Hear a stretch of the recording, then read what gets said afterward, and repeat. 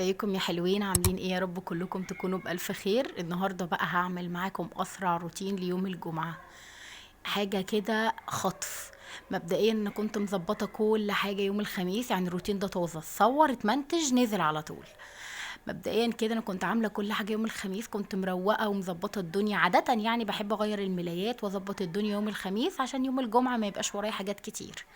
بقوم بس يوم الجمعة إن كنت هفطر اصلي اسوي السراير الكلام ده كله، ولو في بقى تراب بسيط او حاجه بعمله معاكم. وده دايما اللي بيخلي البيت عندي نضيف، او دايما بحب احافظ على البيت نضيف بالطريقه دي. ان حتى لو انا عامله البيت او منفضاه تنفيض عميق، لازم كل يوم برضو لو في اي ترابه او اي حاجه اعملها بقى بريشه او اعملها بحته ايا كانت الحاجه اللي انت بتستخدميها. مبدئيا كده روقت الركنه، يعني سويت المخدات او الخداديات عليها، ومسكت المقشه الخشنه ديت. كنستي كنسه خفيفه قوي السجاده. كنسه خفيفه جدا لان انا كنت عاملاها.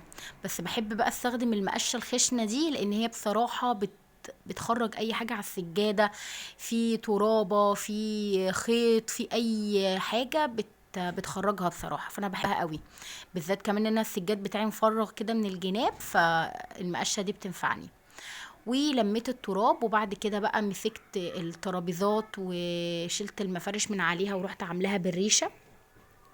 عايزه اقول لكم برضو الريشه دي حلوه جدا، بعمل بيها الشبابيك وبعمل بيها كل حاجه. بس طبعا انا كل ده مسحه امبارح، يعني كل ده معمول امبارح مسحه نظيفه كده، ممسوح مسحه نظيفه وبالحته ومتعطر والدنيا تمام. النهارده دي التنفيضه الخفيفه بتاعت يوم الجمعه، اللي هي لو هتهوي البيت او حاجه يبقى البيت عندك ريحته نظيفه. تمام تمام. كمان بعمل الازاز بتاع البلكونه برضو بالريشه، مش اكتر ولا اقل، والاخشاب والكلام ده كله حاجه خفيفه جدا. بعد كده بقى دخلت على اوضه النوم. تمام. سويت السرير مع نفسي كده، وهطبق البطانيه بقى. واكتر حاجه بتضايقني في الشتاء حبيبي، والله العظيم الشتاء ده حبيبي. ولكن اكتر حاجه بتضايقني في تطبيق اللي في الشتاء هو تطبيق البطانيه، لانها بتبقى تقيله واحيانا دراعاتي بتبقى وجعاني. ولكن يعني بص، بقعد انطرها كده عشان تفرد مع نفسها، يعني تفرد وما تبقاش مكلكعه. فحرفيا ايدي بتوجعني، ايدي بتوجعني او ببقى تعبانه. بس يعني لازم تتعمل، لازم يعني. طبعا قبلها بيوم كنت مخرجاها على السور بتاع البلكونه. تمام تمام. هنا برضو مسكت التسريحه، برضو عملت التراب من عليها كده، شلت المنظمات.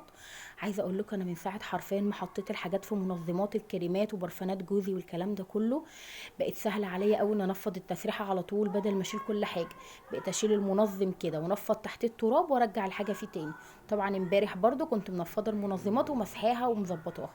لكن بقيت الاسبوع بصراحه بعمل التراب من تحتها، بيبقى سهل عليا جدا.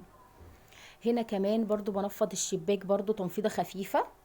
تمام، برضو لو في ترابه او في اي حاجه، وبفتحه كده عشان اهوي الاوضه. وبرضو بعمل الخشب بالريشه نفس الكلام. عايزه اقول لكم الريشه دي حلوه جدا.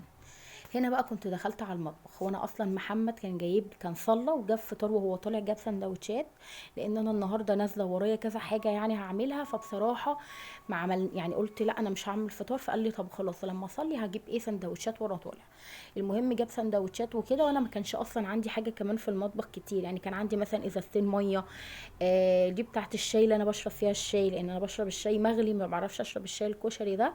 فديت مخليها للشاي عندي عشان بتغمق والكلام ده كله، فمش بعمل فيها اي حاجه غير الشاي بتاعي. تمام. وهنا برضو كنت بغسل الازاز بالسبونشه بتاعت الازايز، عامله للازاز كده سبونشه لوحدها، هي والكوبايات. بغسلها كويس وبملى الازايز وكده. عايزه اقول لكم بقى يا بنات ان النهارده الجمعه بقدر الامكان نصلي على النبي ونستغفر ونذكر ربنا يرفع عنا الوباء اللي احنا فيه والغلاء اللي احنا فيه ويرحمنا برحمته، لان حرفيا بقت الدنيا صعبة جدا، وبقت يعني حاجة تحزن بصراحة. كتير الواحد بيقول الحمد لله ان هو بيقدر يجيب حاجة، لكن في ناس كتير قوي مش بتقدر. يعني لو احنا حتى بنقدر دلوقتي نجيب حاجة وبنستغنى عن حاجة، في ناس مش بتقدر تجيب اي حاجة لعيالها ولا بتقدر تعمل اي حاجة ليهم. فربنا يا رب يرحمنا برحمته ويرفع عنا اللي احنا فيه ده يا رب، ويرزقنا كلنا يا رب ويكرمنا من عنده. اللهم امين يا رب. فحرفيا هو ذكر ربنا اللي هيرفع عنا كل الوباء اللي احنا فيه، كل الغلاء اللي احنا فيه ده. لان يعني حرفيا احنا تعبنا وناس كتير قوي قوي قوي تعبت يعني، فالحمد لله على كل شيء. هنا كنت خلصت المطبخ بقى وبوريكم، وكمان كنت ماشيه في الطرقه كده برضو قافله الانوار كده، انا بحب قوي الانوار اقفلها بالنهار. وهنا كمان كنت عملت الركنه خلاص برضو بوريها لكم سويتها، والصندوق الاخضر ده الصندوق بتاع اليويو اللي فيه اللعاب بتاعتها. بس كده.